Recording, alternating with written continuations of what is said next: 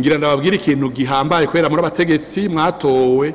hari inama yabereye le 27 Nyanza-Lac igigwa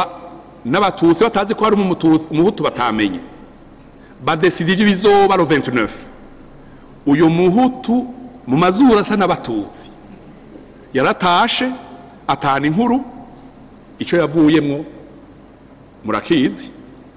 abaciye ku rugamba yitwa Misigaro icyo yaciyemo icyo yavuye murakizi yari muri ijya nama y'abatutsi batazi ko ari umututsi yitwa Misigaro nde Misigaro ndagibagiye yari commandant du Nyanza-Lac aja mu nama batamuzi badeside ibintu bizo 29 batazi ko ari we ntazi muzosubira kuri amazuru arahenda ibi vya genocide ngira ntanga umuco kuri ibi vyerekeye qualification juridique de crime 72 twavuze ihonyabwoko ryakorewe abahutu icyo ni cambere twavuze cyakabiri twavuze ubwicanyi budasanzwe bwakorewe abahutu kuko umaze kuvuga ihonyabwoko hacazamo crime contre l'humanité vyakorewe abahutu byongera bikorerwa abatutsi crime contre l'humanité byongera bikorerwa kubera iki tubivuga kubera ko twasomye amategeko y'igihugu code penal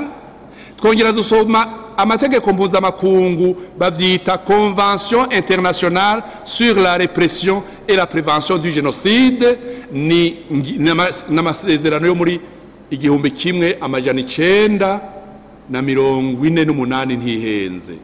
ayo masezerano mpuzamakungu twarashize ku mukono nukuva yuko article ziri muri code penal zavuye 100% muri convention internationale